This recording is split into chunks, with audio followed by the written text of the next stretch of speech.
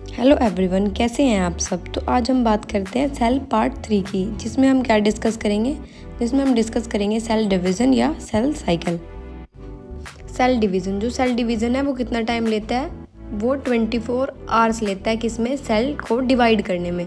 जो cell division है उसके अंदर 2 फेजेस होते हैं, एक इंटरफेस होता है, एक मेटाफेज होता है। जो इंटरफेस होता है वो 23 आवर्स का होता है और जो मेटाफेज होता है वो ओनली 1 आवर का होता है।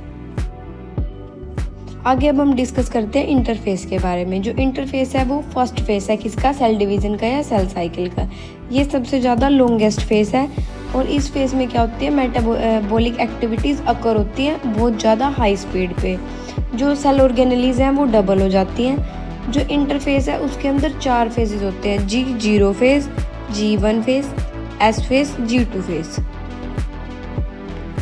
तो अब हम बात करते हैं इंटरफेस के फर्स्ट फेज़ की, जो कि क्या होता है, G0 फेज़ होता है। जो G0 फेज़ होता है उसमें जो सेल है वो डिवाइड नहीं कर रहा होता, वो रेस्टिंग स्टेट पे होता है या वो खुद को प्रिपेयर कर रहा होता है किसके लिए, सेल डिवीज़न के लिए।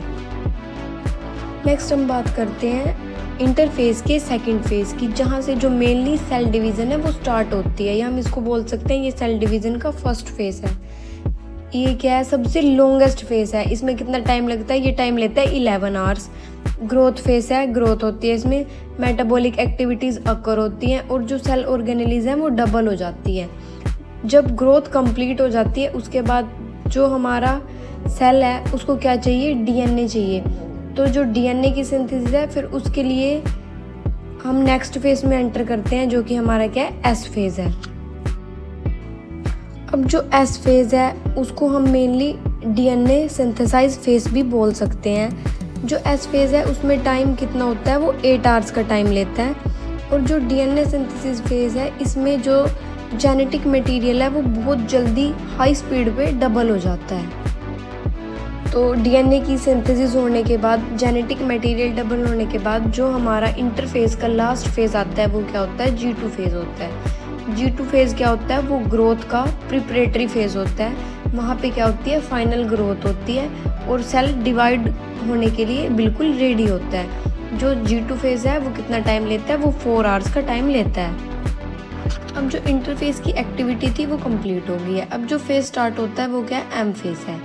जो M फेज़ है वो मेनली 2 बेसिस पे काम करता है, माइटोसिस और मियोसिस। जिसके बारे में हम पढ़ेंगे वो क्या है, माइटोसिस। अब हम डिफरेंस देख लेते हैं कि माइटोसिस और मियोसिस में डिफरेंस क्या होता है। जो माइटोसिस है वो सोमैटिक सेल्स में अकर होती है, जैसे कि स्पर्म। ये इक्विटेबल डिस्ट्रीब्यूशन होती है। इसमें जो पेरेंट सेल है और डॉटर सेल है वो दोनों ही क्या होते हैं, डिप्लॉयड होते हैं। मतलब कि उनके पास 23 पेयर्स क्रोमोसोम प्रेजेंट होते हैं, मतलब टोटल क्रोमोसोम्स 46 होते हैं। और ये मोर फ्रिक्वेंटली अकर होती है और इसमें जो सेल है वो एक ही बार डिवाइड करता है और जो न्यूक्लियस है वो भी एक ही बार डिवाइड करता है। अब हम देख लेते हैं मियोसिस। जो मियोसिस है वो किस में अकर होती है, वो जर्म सेल में अकर होती है। Example ovum.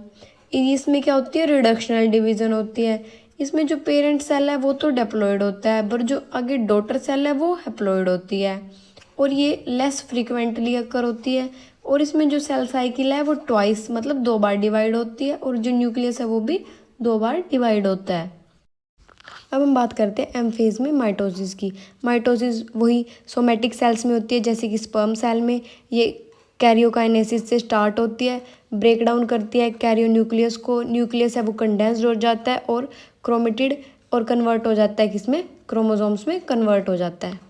अब नेक्स्ट हम बात करते हैं जो माइटोसिस का फर्स्ट फेज होता है वो क्या होता है, प्रोफेस होता है, जिसमें जो क्रोमेटिड हैं वो कंडेंस हो जाते हैं किसको फॉर्म करने के लिए, क्रोमोसोम्स को फॉर्म करने के लिए।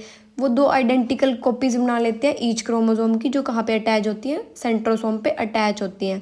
और जब इस फेज का एंड होता है तो उसमें क्या होता है, न्यूक्लियस डिसोल्व हो जाता है और जो न्यूक्लियर मेम्ब्रेन है वो क्या हो जाती है, डिसइंटीग्रेटेड हो जाती है और जो स्पिंडल फाइबर है वो मतलब थोड़े थोड़े दिखने स्टार्ट हो जाते हैं।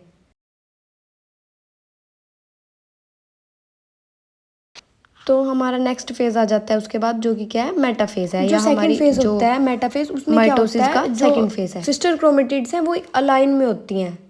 जो सेंटर होता है स्पिंडल का वो अटैच रहती है किसके साथ, सेंट्रोसोम्स के साथ एक ही लाइन में होती हैं वो, और वो सेंटर से अटैच रहती हैं। तो इस फेज़ में बस इतना ही होता है। इसके बाद हम बात करते हैं एनाफेज़ की। एनाफेज़ में क्या होता है, जो सेंट्रोमेयर्स हैं वो सेपरेट हो जाते हैं, मतलब जो सिस्टर क्रोमेटिड है वो जो माइग्रेट कर जाती है कहाँ पे, एंड पे या पोल की तरफ, सेल के पोल की तरफ या एंड में वो माइग्रेट कर जाती हैं।